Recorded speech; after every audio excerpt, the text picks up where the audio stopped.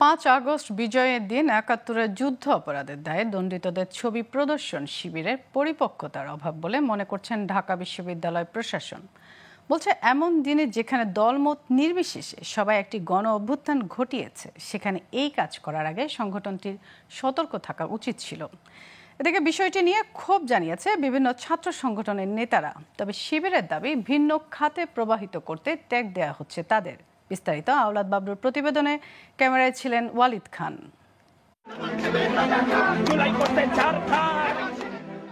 এই ক্ষোভ ও প্রতিবাদ 5 আগস্ট মঙ্গলবার রাতের। ঢাকা বিশ্ববিদ্যালয়ের ছাত্র ইউনিয়নের শিক্ষার্থীরা প্রতিবাদী স্লোগান তুলে আরেক ছাত্র সংগঠন শিবিরের বিরুদ্ধে। জুলাই অভ্যুত্থানের বর্ষপূর্তি উপলক্ষে 3 দিনের প্রদর্শনীর কয়েকটি ছবি নিয়ে তৈরি হয় বিতর্ক। মুহূর্তেই টিএসসি প্রাঙ্গণ থেকে প্রতিবাদ ছড়িয়ে পড়ে সামাজিক মাধ্যমেও। ছাত্রনেতারা বলছেন, ৭১কে বিতর্কিত করার রাজনীতি এদেশে কখনোই প্রতিষ্ঠিত হবে না। তাদের ক্ষমা চাওয়া উচিত বলেও মনে করেন তারা। দেশের রাজনীতিতে ইসলাম নিয়ে দ্বন্দ্বের স্থান নেই বলেও মন্তব্য করেন অনেকে। বাংলাদেশের মানুষকে আপনি ৭১ নিয়ে আপনাদেরকে ক্ষমা চাইতে হবে দেশের কাছে।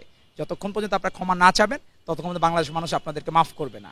তো এই জন্য আপনারা যতই তাদেরকে রাজাকারকে বীর বানানোর চেষ্টা করেন, কখনো বাংলাদেশের মানুষ মেনে নেবে না। শিবিরের এখনকার যে জেনারেশন বা জামাতের এখনকার যে জেনারেশন, তারা তো আর ৭১ সালে ছিল না। এটা একটা সত্য কথা। এবং তাদের পলিটিক্যাল ন্যারেটিভে এখানে ইসলাম কেন্দ্রিকভাবে একটা দ্বন্দ্ব তৈরি করার চেষ্টা করা, এই দ্বন্দ্ব তো ৭১ সালেই সলভ হয়ে গেছে। কিন্তু শিবির নেতাদের দাবি, সংগঠনকে বিতর্কিত করতে ট্যাগ দেওয়ার চেষ্টা চলছে। তাই বিষয়টি তারা হাস্যকরভাবেই দেখছেন। এই অভিযোগটা খুবই হাস্যকরভাবে নিচ্ছি, কারণ তাদের আর কোনো এজেন্ডা নাই। তারা জানে তারা এখন বয়স অনেক হয়ে গেছে, অনেক কাজ করতেছে, অনেক পরিশ্রম করতেছে, তাও কোনো লোক রিক্রুট হয় না। তারা জানে তাদের দলের নতুন কোনো শিক্ষার্থী আগ্রহী হয় না। তারা জানে তাদের স্কুল কলেজ কোনো পর্যায়ে কোনো অ্যাট্রাকশনে ফিল হয় না কেউ। তাদের কোনো দলীয় এজেন্ডা নাই।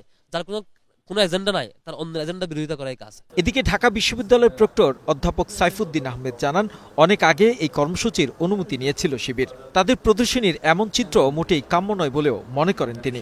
আমি দেখলাম তাদের ওখানে এটা ছিল যে বিচারিক হত্যাকাণ্ড নামে একটি ছিল, আপনি দেখেছেন হয়তো। So it was there explanation. But তারপরে আমি বলেছি যে এটা তোমাদের পরিপক্ক আচরণ বা সিদ্ধান্ত হয়নি। তাদের মধ্যে একটা ভ্রাতৃপ্রতিম সম্পর্ক এবং রয়েছে এবং তারা কাজ করছে। এরকম একটা পরিস্থিতিতে এই বিষয়টাকে তাদের আরো সিরিয়াসলি নেওয়া উচিত ছিল এবং আমি মনে করি তারা ভবিষ্যতে তাদের কর্মকাণ্ডের ক্ষেত্রে এই ব্যাপারে আরো সতর্কতা এবং বিচক্ষণতার পরিচয় দিবে।